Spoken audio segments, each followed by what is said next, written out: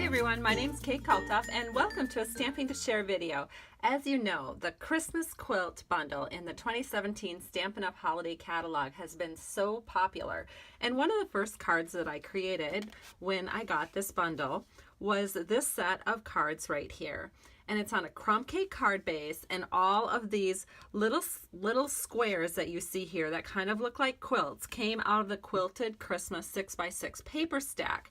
So you can actually cut these 6x6 papers into fours and you have something that looks awesomely like a quilt. And so I just backed it with some Whisper White paper, took this cute little spool and needle, added a little Whisper White baker's twine, stamped the piece, and then on the inside, have yourself a merry little Christmas. So it's just a really sweet, cute card to create for someone who might be you know, an avid quilter in your life. It would be a very personalized Christmas card. So that was the idea I had to do for Fall Flair. However, I just thought it wasn't quite Christmassy enough. And so I decided, let me see if I can pull them out from under here. I decided to make some cards that had the traditional Christmas colors to really make these quilts kind of pop. So I used a real red card base on this one and then a garden green card base on this.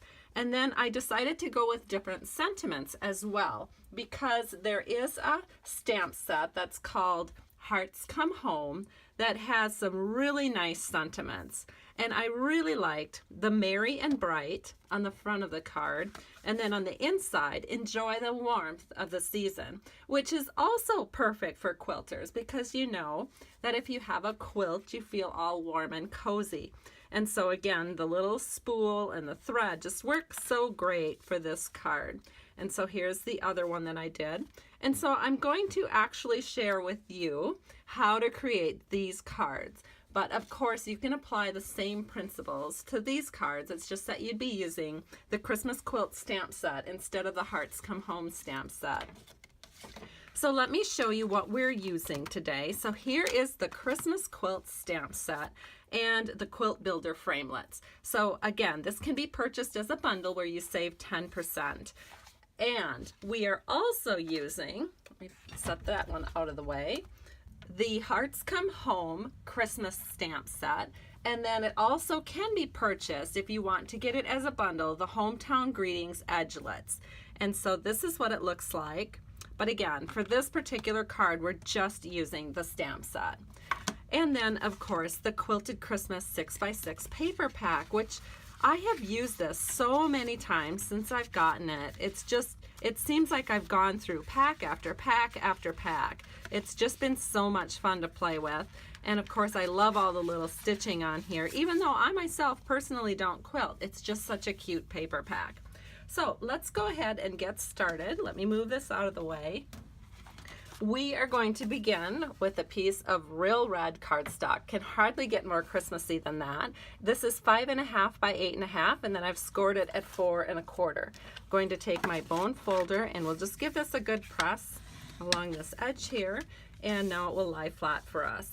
The next papers that we're going to need are 2 pieces of paper cut exactly the same size. So the Pool Party paper cut at 3 3/4 by 5 inches, and then we have the Whisper White paper cut at 3 3/4 by 5 inches. So this will be the inside of our card, and we're just going to go ahead and get that out of the way.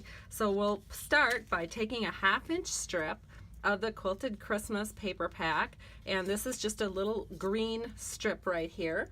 We're going to take some multi-purpose liquid glue and we're going to just set it alongside this left edge. We'll just put our strip right over the top of that, slide it into place with the glue, of course, you have that ability, and then we'll flip it over and we will trim this flush. So here's the scissors and we'll just snip that edge off. Now we'll go ahead and we'll stamp it. So I have some real red ink, and then we're going to stamp Enjoy the Warmth of the Season. So we'll just stamp this right here.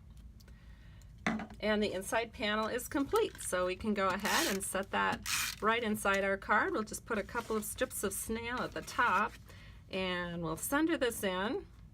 Have a nice big red border around here, again for a little Christmas pop, and the inside panel is done. So now let's work on the outside panel. So we're going to be stamping Merry and Bright right here in the bottom right hand corner. So I'll just ink that up and we'll put this right here. That looks good. And now we want to go ahead and use the Big Shot machine. So I did do this in advance, and what I'm using is the Big Shot platform, and I'm using the thin die adapter that comes with your Big Shot. And then I have the cut plate along with some silver paper and then some crumb cake paper. This is just scraps. So our silver foil will create our needle. Oh, there it is. And we have our crumb cake that will create a spool. So we'll go ahead and take that out. Let me just use this scissors here to pop that out completely. There we go. So we'll set that aside, and of course we had the cut plate over the top to make sure that everything cut beautifully. So I'll set this aside and we'll go ahead and work with these little elements. So the first thing we're going to want to do is we're going to want to use some white baker's twine, and I already have that prepared. So here's my white baker's twine, and we're going to attach this to our spool. And so I'm going to start by putting it on the back, and I'm just going to use a little tiny piece of Scotch tape to get that attached. So I'll bring that over to the spool and put that little strip of tape right there, and then that is attaching our baker's twine to the spool. Then we can just go ahead and wrap it around just like this, so it's all the way around our spool. And then we will go ahead and pick up that little silver foil needle, insert that baker's twine into the end of the needle. Actually, I need to trim that up. It's a little bit fuzzy. And once we have that through the threading the needle here, we can go ahead and let me finish wrapping this. It kind of came unraveled while I was doing the needle threading. And then what we're going to do is just put that underneath so the needle is now attached to our spool. Then we can go ahead and just arrange this thread so it looks kind of cute. And then we're going to flip it over and add a dimensional to the back. So I've got a dimensional here. We'll just set this right here on top of all those threads. And we will be setting this right here on our card, so just to the left of the Merry and Bright. And then we can just kind of leave this thread sort of hanging.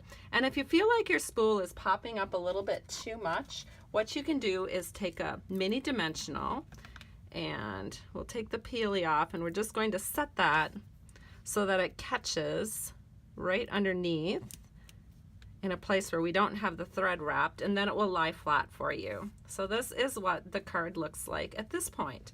Now we can go ahead and we're going to take a square of real red paper. This is 3 inches square, and we are going to go ahead and glue a little square of the Quilted Christmas Designer Series paper. So I've cut that down to 2 3/4 inches square. And we'll just go ahead and use a little bit of multi-purpose liquid glue, and then we'll set this right here on top of that 3-inch square. Now we can go ahead and set this onto our card front here with a couple of dimensionals. All right, so as you can see, we've added 5 dimensionals. We're just going to set this right here so that the top and the 2 sides are about even. And our card is almost complete. Now we just have to flip it over, add some multi-purpose liquid glue to the back here, and set this onto the front panel of our card. And so our card is now done, and this is what it looks like.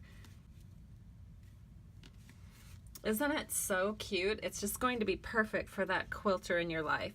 So here's the one I just did, and then here are some I had done in advance. And here's another one I had done in advance, and it's just so cute. So we've got that real bright pop of red, and then the garden green, and some real traditional Christmas colors.